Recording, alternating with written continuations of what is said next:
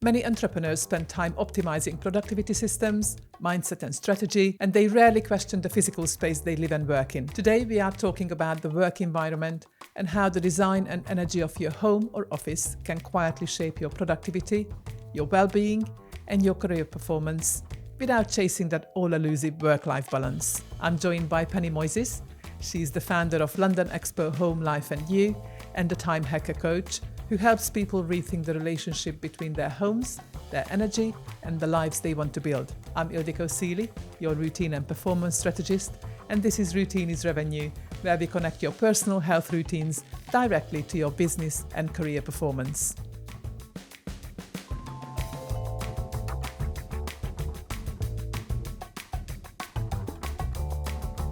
Many entrepreneurs focus on mindset, strategy, productivity, systems, yet they ignore the physical sense that they live and work in. So we don't really treat our physical environment as part of our physical health, or even it's something that affects our business. In your opinion, can a chaotic environment quietly sabotage someone's energy and performance without them even realizing it? Definitely. I'm sure you'd have heard of the phrase tidy home, tidy mind. And Yes. I think it's so true. I think depending on which angle you're looking at this from, so let's talk about clutter as an example. Clutter is often unmade decisions. Okay. And I think sometimes when we surround ourselves by unmade decisions, that can be incredibly overwhelming. I'm qualified as a time hacker coach, and often we explore how decisions can really impact even the systems and tools that you do have in place. So I think optimizing your decision making can help so many other aspects of your life, your physical environment, of course, your email inbox, and then everything else that goes with it. And I think sometimes we are prioritizing different areas of our lives, as you just suggested, without really understanding some of the other impacts that we're having elsewhere, and how they can compound in terms of their impact in other things. Even things such as being able to leave the house on time, as an example. If you don't have your house keys in a place where they are ready and raring to go, that can be really challenging. And there are often these very small and simple things that can trip us up in our environment or in the way that we organise ourselves at home, at work and beyond, that really just get in the way of us doing the thing that we want to do. And there are so many ways that we can make it easier for us to operate within those environments that, as I think you've suggested, can often become kind of second or lower down on the list, when in fact, if you truly look at the impact that they have, it would be better if they were that bit higher, so that they don't then have that negative impact on the thing that you're looking to do. So if you look at things holistically, at least on par with everything else. So the way I sort of present my framework is that look after every pillar of your health holistically. And then, of course, every pillar breaks down to much smaller bits. So like physical health, everybody thinks about, I go to the gym, but that's just movement. And then there is nutrition, there's hydration, there is rest and recuperation. And then there is our physical environment. So each pillar of health breaks down to much smaller areas that some of it we look after as standard because it's sort of just a completely normal everyday thing. And some of it we need to think about. And I think that's the whole point, that we need to look at ourselves holistically in order to operate as business owners to the, at our maximum, to be that number one powerhouse behind our business. We need to make sure that everything is addressed in minute little ways, but throughout our whole day and whole life, isn't it? To operate well. I totally agree. And I think with things like rest, we often think we will rest when we deserve rest, right? And once we've achieved something or accomplished something. Or one of the reasons that I became so obsessed with time hacking is that I would often think, well, I just need to get through this day or through the week or through the month, and then I'll sort those other things out. Or we often think that we work incredibly hard and then we'll have a 2-week holiday. Whereas actually, as you say, those micro adjustments are what can make such an an amazing impact in terms of the way that you show up. And rest is restorative, but it can really help fuel you to do something. If you see your life in a series of sprints, to rest, to fuel you for that sprint, prepare you for that thing you're going into, rather than thinking that's how you're going to reward yourself. And I think the challenge I've certainly had, and I know many others will struggle with this too, is we're always pushing the goal. The goalposts are always moving. Yeah. So if you never truly get to the point where you deserve the rest, you're never going to rest anyway, if you see what That's I mean. so true as always well. pushing And I that suppose expectation of ourselves. entrepreneurs, business owners, we are in that trap constantly, aren't we? Because we are building our own business, and instead of just working for someone and they can take that kind of weight on themselves, we have that weight on our shoulders, and of course we want to better our business and better our life, and always long for something different, aren't we, as human beings anyway? It's so true. And I think we often think, well, there's always tomorrow. And we're dealing with the thing that is glaringly obvious for us right now. And we're getting through things as much as we can in the moment, rather than thinking about being kinder to our future self. And this is where I've always just thought, well, I'm going to get through the day or get this thing done. But let's take the washing up as an example. Even if it's not all done entirely, wouldn't it be nice if you could start cooking before having to wash up when you next go to the kitchen? So it's not even about getting everything perfect and having everything done, but about being able to facilitate the next step, rather than constantly being in this state of getting just enough done and kind of being behind, but actually just being kinder to our future selves. And I think that's quite a good example of setting yourself up for success as you move forward. Beautifully said. Now, I know that you spent years producing events in very different environments. Some of them were temporary structures even, or you transformed some disused buildings. But what did working in those spaces teach you about how environment influences behavior, mood, and productivity? Oh, so much and so many examples. But I think if I pick one, so you mentioned a disused building. I worked on a design event in a building that was being hired out for filming in advance of it being completely renovated. So let's say it wasn't necessarily looked after in the best of ways. And we would go to site visits with the different designers that were coming in to curate their space. But where it had been used for filming, we might go in one week and there was a wall that would be perfect to demonstrate some lighting perhaps. And we'd go in the next week and that wall wouldn't be there anymore. Oh my. Or even in a beautiful theatre that had lovely velvet seats. And we went in only a couple of weeks before filming, before going for the event, and someone again for filming had decided to angle grind all of said seats from that theatre. So we were doing this lovely conference for a major bank, and so we then had to bring in a temporary seating structure. So I think what that really taught me is that our environment is ever changing, and what we need from that environment, and indeed what we can get from our environment, is ever changing, but about really understanding what you need at any given time and creating the best environment you can from that.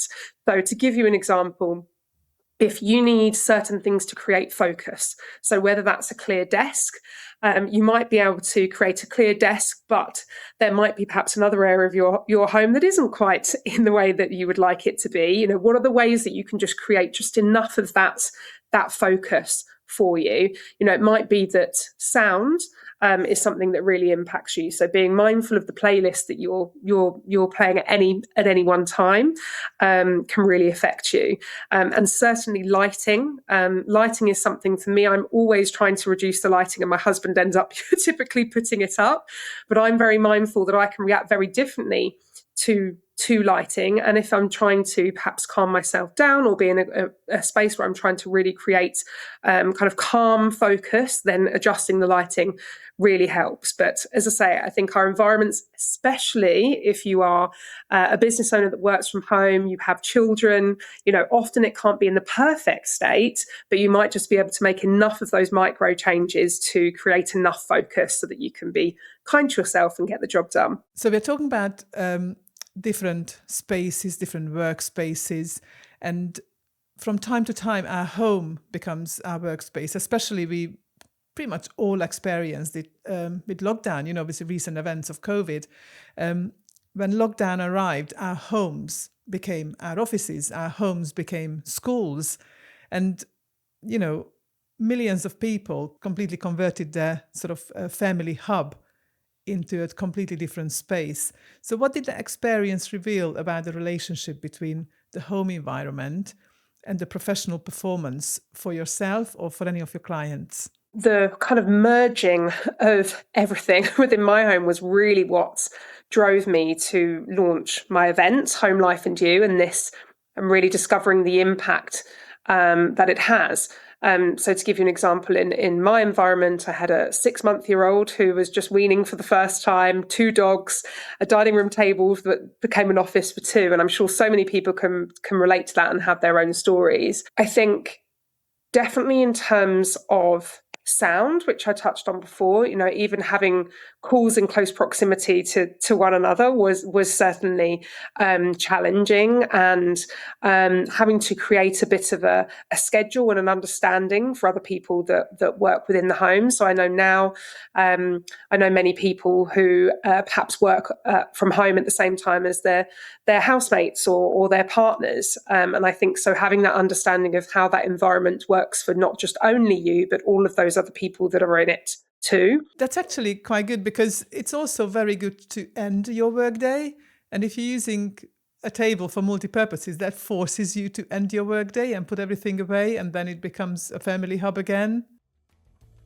If you were listening to this thinking this is exactly where I get stuck, that is not accidental. You have the business strategies, but leaking energy and focus through weak personal health routines. This is the work I do privately with business owners who are ready to build their routines so their business can run without it costing them their health.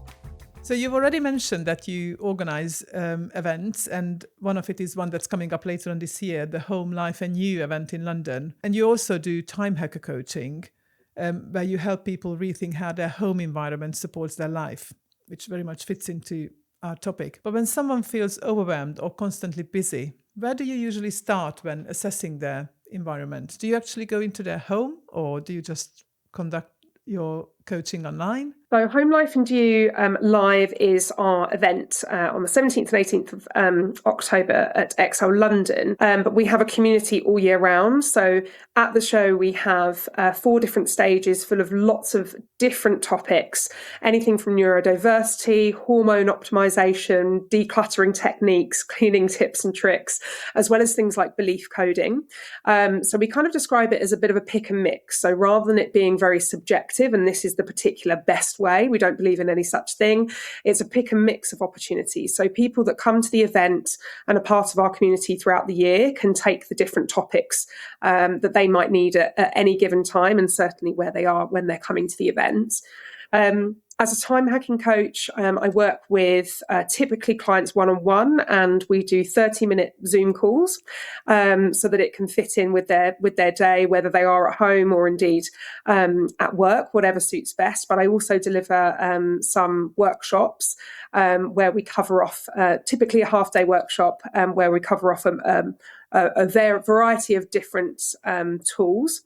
And I think what both of them have in common is it's really about what you want. So really understanding what is it that you are looking to achieve. And I think sometimes we can be a bit of afraid or scared to admit, perhaps even if we do know what we actually want. And so I think in both examples of the work I do, it's about really trying to understand that I myself have struggled with over the last few years, which is why I've loved exploring the different subject matters around this.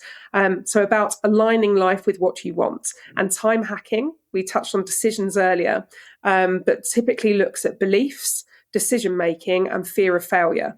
And typically anything that is not working for you in terms of time management tools or perhaps even how you run your home can often be attributed to one or many of those 3 things. So it's really about kind of getting under the skin or getting under the hood, if you like, of those different things. So I touched on earlier that clutter might be unmade decisions. What is the reason? Are we Are we trying to be a particular person that we are not yet, or that, this idea of the person that you might be? Or is it that you simply are scared of making that decision to either let something go, or find a way to fit that into your life, and so on? So there's many different examples that I can give, but it's really about understanding what you want and then finding a route to get there. It's very interesting to draw parallels, because sometimes we can be doing something routinely in our lives, and that's completely normal, and then get completely blocked down when it comes to business. And sometimes you just draw those parallels that, hang on a minute, if you pay attention to this in your life, then you can utilize exactly the same system in your work. And it's almost like a light bulb moment. But I really very much resonate with what you're saying about, especially going back to the event, where people can just come and experience a whole variety of things they can learn from, and they can, like ideas, they can implement into their lives. And that's very much my sort of one of my values and one of my ethoses, that everybody needs to find what suits them. I'm not going to tell you to meditate, because meditation is not for everybody. I'm not going to tell you to go to the gym 3 times a week, because it's not for everybody. It is for some, but I much prefer exercising at home. And somebody might prefer going for a walk twice a day. I really like that going to work kind of system. And when you work from home, how do you detach yourself from that sort of home and work life? Because when we were all employed and had to go to the offices, then we'd get in the car or get on a bus or train, whatever, and get to work. So that's a brilliant way. So all of us who are still working from home or now working from home, that is something that we could implement into our lives without a shadow of a doubt. Yeah, definitely agree. And it's interesting that you resonate in the way you do, because actually one of the reasons that I started the event is I felt I had this toolkit, albeit working for other people, working in organizations. And I thought, I have this toolkit in my professional life, and that's always been such a focus for me. But my home environment has never been a focus. And I think after having my first child, that certainly shifted. And then, of course, going into lockdown very quickly afterwards really opened my eyes to my home environment. And so the event is almost about, kind of training and information and knowledge and support and community around that element that, of course, then feeds into everything else. So about increasing our skills and knowledge and confidence in life and home, in terms of the way that we organise ourselves and curate our environment to support what we're doing. So it is, really interesting how they all feed into one another. And I think that's one of the things that we really celebrate, is this interconnection between all aspects of life. I think we often talk about work-life balance, but actually work is part of life, and balance suggests that we get to a point where we're done, where we're all set, we've found the balance, we want to stay there. That's an interesting way of looking at it, indeed. The word itself, the balance, when we find something and then we are just there. But it's not. Yeah. It's every day, and it follows all through our lives. And I just wanted to go back to your event. It's really interesting that, because the first word is home, and I did go on your website before, while preparing for this conversation, and somehow I interpreted the show to be about the home environment. But of course, now talking to you and looking into it more like home, life, and you, that's actually covering an awful lot more than just the home. Because it's quite surprising when you said that it's about, addressing people's all sorts of things, like the neurodiversity, the sort of stage of our lives we are in. Is it addressed largely for women or anyone? Anyone is absolutely welcome to come, but we do tend to have more of a female audience. And I mentioned some of the topics that we cover off, like hormone optimization and perimenopause, but we will also have speakers on andropause, how men also go through a kind of similar experience. So yes, it very much is for everybody, but we do tend to find, it's the busy jugglers, typically the main caregiver, which does tend to be women. And I also think, in terms of kind of society's expectation, there's a lot of kind of unpicking and unlearning, perhaps, that we need to do more so with women. But as I say, everybody's welcome, and we absolutely make it a family experience. So we have a kids zone where we have Also educating kind of children in terms of their environments and their feelings and what they need and what they want. And so it's very important that, it is very much, holistic in the way that we look at the home. And, a home is rarely just for one person. Absolutely. We've got to consider pets too. But what's interesting, sort of thinking about my own life, if I may share a story with you and the listeners, that we obviously look at our environment so differently as we go through life. So now I'm very clutter-free, very tidy, pretty much all the time. And people comment on it that my house is nice and clean and clutter-free and lovely colours and whatever. When I was a child, about, I don't know, still at primary school, so under 14, probably somewhere in the region of 12, 13, I had 2 wardrobes in my room with a desk in between. So you can imagine that the 2 wardrobes sort of worked as a dam, so to speak, and I was just piling things on. And there was a particular situation when I had about a 2-foot high pile of stuff, about a meter wide, and there were loads of things. And my dad came in, and of course he mumbled something about the mess and asked for a ruler. And I stuck my hand into the middle of the pile and pulled out a ruler because I know exactly what was on top of what. So for me, that was my organized mess, but I knew exactly where everything was. So to him, that was just a huge amount of clutter. So it's quite interesting to see that now I've kind of swung completely the other way because I'm now over 50 and my life needs very different kind of priorities. And what you said at the beginning, it's when you've got a cluttered home, it completely clutters your mind. Mm-hmm. And, in order to build a business and run a business, you need to remove some of this clutter to be able to concentrate on the right things. And also our brains weren't designed to remember everything. And in terms of systems and processes, the kinder we can be on our brains, in terms of understanding where the ruler is, or I mentioned the keys, then the more capacity you've got for other things and for being more creative and getting other things done because you're not taxing. I've always forget how many tens of thousands of decisions that we make a day. But, even in the first hour of waking, there are so many decisions that we've already made. And we can trust ourselves to do some of those things routinely, like cleaning our teeth. But that was something that we needed to learn and has become habits. And so there's lots of other things that we can approach in a similar way. But how lovely if, your toothbrush is always in the same place so that you can simply pick it up and do it versus where did I leave that yesterday? And so I think it's really about the more that you can do that, the more seamlessly you can, as I mentioned before, be able to start cooking rather than having to think, right, where's the pan? Is it clean yet? It's in the place that you trust it to be, and then you can get started. And I think certainly in work, if we can trust ourselves to do that, either picking up where we left off with a notepad or having a pen or whatever it might be, ideally setting yourself up for tech for success, which hasn't necessarily worked for me today. But life happens, right? So Yes. to be able to afford some contingency because you've kind of got the things or pillars, I think, as you discussed in terms of your themes. What are the pillars in your life that you need to make sure that happen, and then everything else can kind of fit around that. Or, as I say, you can build in some contingency because you're not constantly kind of trying to catch yourself or remember what you're doing. Yeah, absolutely. Now, we obviously talked about neurodiversity as well, and that every single one of us needs something different. But in your experience and working with people, are there any kind of patterns emerging where certain things, certain bits of advice help people just a little bit more to organize themselves? Or what kind of change could you recommend that people introduce into their life in order to improve their energy and focus at work?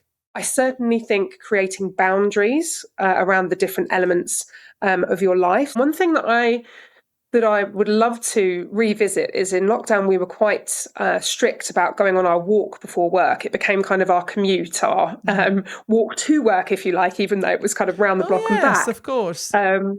And so I think these little habits can really make a difference. I'm really exploring at the moment kind of transition, especially as a business owner. I do a lot of consulting for other businesses, as well as running my own event and having children, and of course all of the other things that go with life and home. And so having these transitions between the different hats that we wear, that I think we can help kind of shift those hats with the environment. So an example of closing down the laptop and putting things away and getting things ready for that next use, I think certainly helps.